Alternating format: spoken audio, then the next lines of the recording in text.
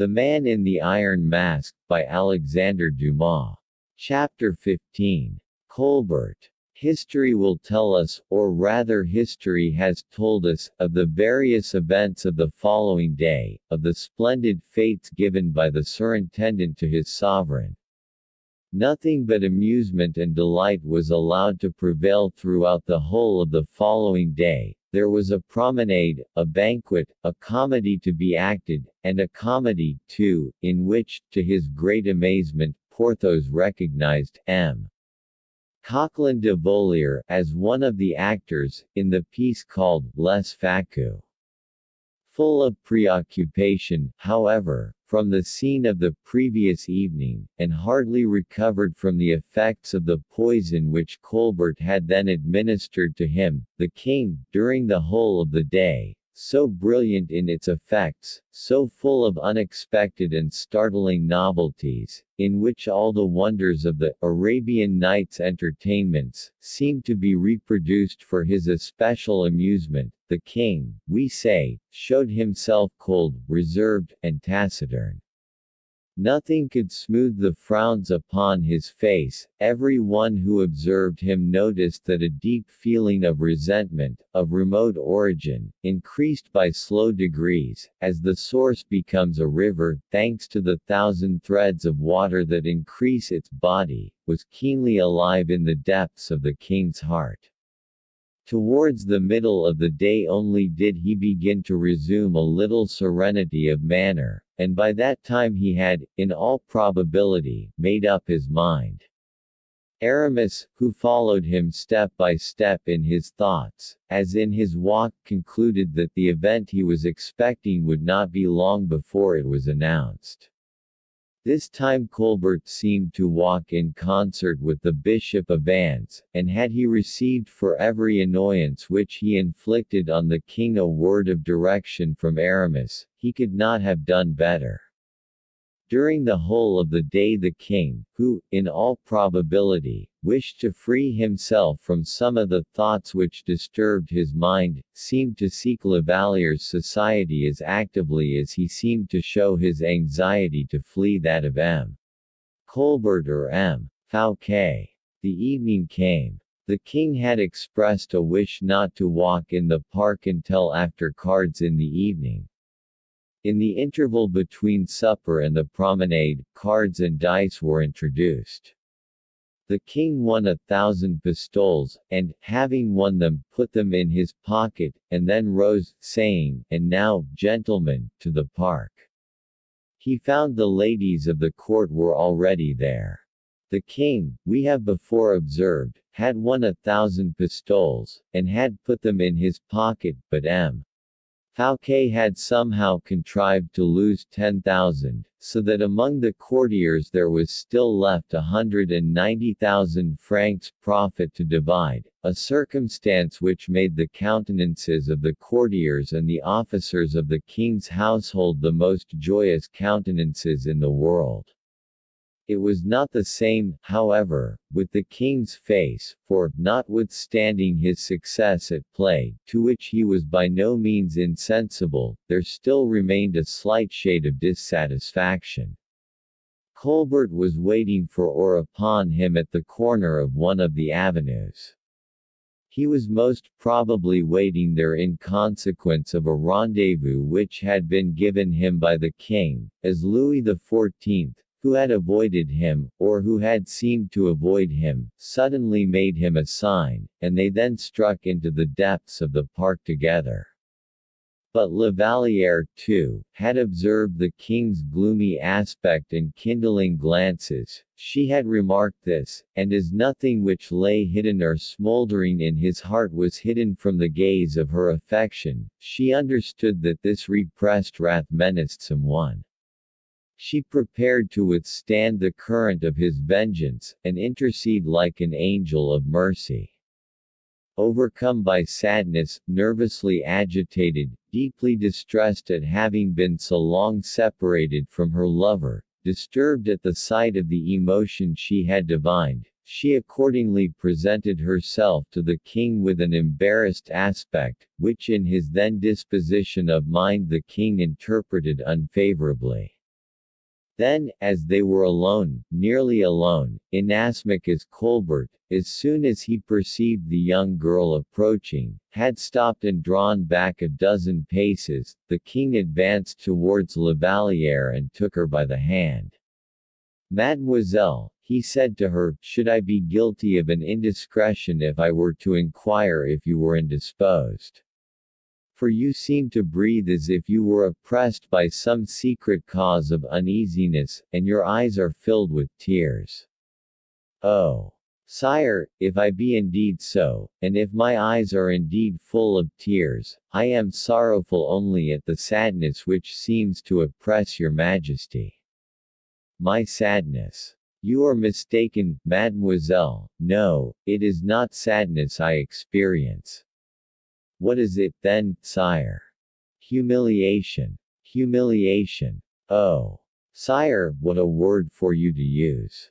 I mean, mademoiselle, that wherever I may happen to be, no one else ought to be the master. Well, then, look round you on every side, and judge whether I am not eclipsed, I, the King of France, before the monarch of these wide domains. Oh, he continued, clenching his hands and teeth, when I think that this king. Well, sire, said Louise, terrified, that this king is a faithless, unworthy servant, who grows proud and self-sufficient upon the strength of property that belongs to me, and which he has stolen. And therefore I am about to change this impudent minister's fête into sorrow and mourning, of which the nymph of Avo, as the poets say, shall not soon lose the remembrance. Oh, your majesty. Well, mademoiselle, are you about to take M. Fouquet's part? Said Louis, impatiently. No, sire, I will only ask whether you are well informed. Your Majesty has more than once learned the value of accusations made at court. Louis XIV made a sign for Colbert to approach. Speak, Monsieur Colbert, said the young prince, for I almost believe that Mademoiselle de la Vallière has need of your assistance before she can put any faith in the king's word. Tell Mademoiselle what M. Fouquet has done, and you, mademoiselle, will perhaps have the kindness to listen. It will not be long. Why did Louis XIV insist upon it in such a manner? A very simple reason. His heart was not at rest, his mind was not thoroughly convinced, he imagined there lay some dark, hidden, tortuous intrigue behind these 13 millions of francs, and he wished that the pure heart of La Vallière, which had revolted at the idea of theft or robbery, should approve, even were it only by a single word, the resolution he had taken, and which, nevertheless, he hesitated before carrying into execution. Speak, monsieur, said La Vallière to Colbert, who had advanced, speak, since the king wishes me to listen to you. Tell me, what is the crime with which M. Fouquet is charged? Oh, not very heinous, mademoiselle, he returned, a mere abuse of confidence. Speak, speak, Colbert, and when you have related it, leave us, and go and inform M. d'Artagnan that I have certain orders to give him. M. d'Artagnan, sire. Exclaimed La Vallière, but why send for M. d'Artagnan? I entreat you to tell me. Pardon you. In order to arrest this haughty, arrogant titan who, true to his menace, threatens to scale my heaven. Arrest M. Fouquet, do you say? Ah. Does that surprise you? In his own house. Why not? If he be guilty, he is as guilty in his own house as anywhere else. M. Fouquet, who at this moment is ruining himself for his sovereign.